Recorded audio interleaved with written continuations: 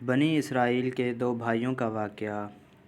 بنی اسرائیل میں دو بھائی تھے، جن میں سے ایک مسلمان تھا اور دوسرا کافر، اور تھے دونوں دریا کے شکاری، یعنی وہ دریا میں مچھلیاں پکڑتے تھے۔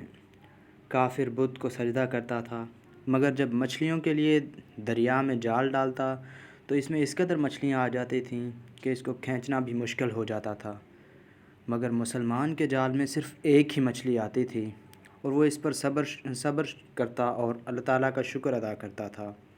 اتفاقاً ایک روز اس مسلمان کی بیوی اپنے مکان کی چھت پر گئی اور اس کی نظر کافر کی بیوی پر پڑی، جو زیور اور بہترین لباس سے آراستہ تھی۔ یہ دیکھ کر اس مسلمان کی بیوی کے دل میں وسوسہ پیدا ہوا کہ کاش وہ بھی ایسی ہی ہوتی۔ تو کافر کی بیوی بولی کہ تو اپنے شوہر کو آمادہ کر لے، وہ بھی میرے شوہر کے معبود یعنی بت کی عبادت کرے، تاکہ تو بھی میری طرح مالدار ہو جائے۔ یہ سن کر مسلمان بھائی کی بیوی کچھ غمزدہ سی ہو کر نیچے آئی، اور جب اس کا شوہر گھر واپس آیا تو اس نے بیوی کا حال دیکھا تو دریافت کیا کہ آخر کیا بات ہے جس سے تو اس قدر غمزدہ معلوم ہوتی ہے۔ تو وہ کہنے لگی، بس میاں، یا تم مجھے طلاق دے دو یا اپنے بھائی کے معبودوں کی پرستش اختیار کرو۔ یہ سن کر اس کے شوہر نے کہا کہ خدا کی بندی، تو خدا سے نہیں ڈرتی؟ ایمان کی دولت کے بعد یہ کفر کی باتیں کرتی ہے۔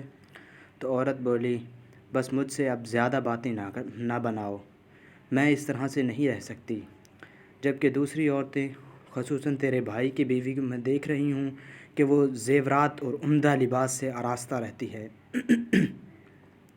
جب اس مرد مومن نے دیکھا کہ عورت باز نہیں آ رہی اور وہ اس سے اصرار کرتی جا رہی ہے، تو اس نے عورت کو تسلی دی اور کہا، اچھا، گھبرانے کی ضرورت نہیں ہے، میں کل سے کاریگروں اور مزدوروں میں جا کر محنت کروں گا اور تجھے روزانہ 2 درہم دیتا رہوں گا، تو اسے اپنی حالت درست کر لینا اور دوسری عورتوں کی طرح۔ یہ سن کر اس کی بیوی کو تسکین حاصل ہوئی، اور اس کا شوہر سویرے ہی اگلے روز مزدوری کی تلاش میں نکلا، لیکن کسی نے اس کی بات نہ پوچھی۔ یہ دیکھ کر وہ دریا کے کنارے پہنچا اور شام تک اللہ تعالیٰ کی عبادت میں مصروف رہ کر رات کو جب گھر واپس آیا تو بیوی نے دریافت کیا، آج تم کہاں تھے؟ تو وہ کہنے لگا، میں بادشاہ کی خدمت میں تھا، اس نے مجھے 30 دن کام کرنے کی شرط کی ہے۔ عورت بولی، آخر وہ بادشاہ تمہیں آخر میں کیا دے گا؟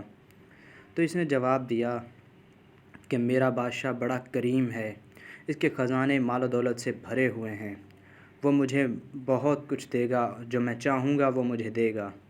چنانچہ اسی طرح برابر وہ اپنے معبود برحق کی عبادت میں مصروف رہا، اور تیسری رات ہوئی تو بیوی نے کہا، سنو میاں، اگر کل تم نے مجھے میری مزدوری لا کر نہیں دی تو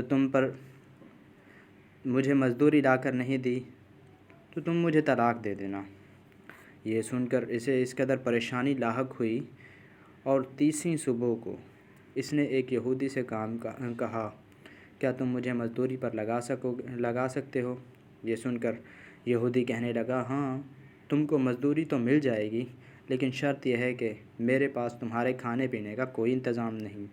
چنانچہ وہ مرد مومن روزہ کی نیت کر کے یہودی کے ساتھ ہو لیا، اور اللہ تعالیٰ کے حکم سے حضرت جبرائیل علیہ السلام 29 اشرفیاں ایک نورانی طباق میں لے کر اس کی بیوی کے پاس پہنچے اور کہنے لگے کہ میں بادشاہ کا قاصد ہوں، اس نے یہ اشرفیاں لے کر مجھ کو تیرے پاس بھیجا ہے اور فرمایا ہے کہ تیرا شوہر ہمارے کام میں تھا، ہم نے اس کو نہیں چھوڑا، یہاں تک کہ اس نے ہم کو چھوڑ دیا اور یہودی کے پاس چلا گیا۔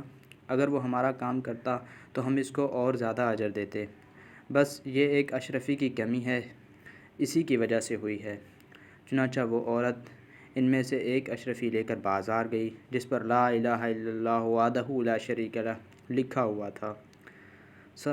صراف نے 1000 درہم اس کی قیمت عورت کے حوالے کر دی، اور جب شام کو وہ مرد مومن گھر واپس آیا تو عورت نے اس سے دریافت کیا کہ آج تم کہاں تھے؟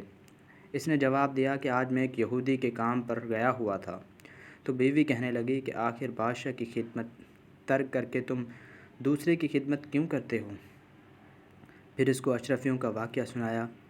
جس کو سن کر وہ مرد مومن روتے ہوئے بے ہوش ہو گیا، اور جب اس کو ہوش آیا تو بیوی سے کہنے لگا، افسوس کہ میں نے بادشاہ دو جہاں کی خدمت کا حق اپنے اوپر لازم نہ کیا۔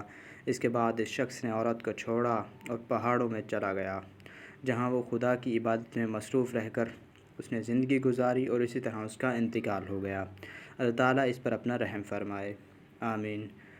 سچ ہے کہ اللہ تعالیٰ کے خزانوں میں کوئی کمی نہیں، اور وہ بندے کو اس کی عبادت کا صلہ ضرور دیتا ہے، اگرچہ بعض دفعہ کسی حکمت کی بنا پر اس کے ہاں دیر ہو جاتی ہے، لیکن بہرحال اندھیر پھر بھی نہیں، اور وہ اپنے بندے کو دیتا ضرور ہے۔ اللہ تعالیٰ ہم سب کو صبر و شکر کے ساتھ زندگی گزارنے کی توفیق عطا فرمائے، آمین یا رب العالمین۔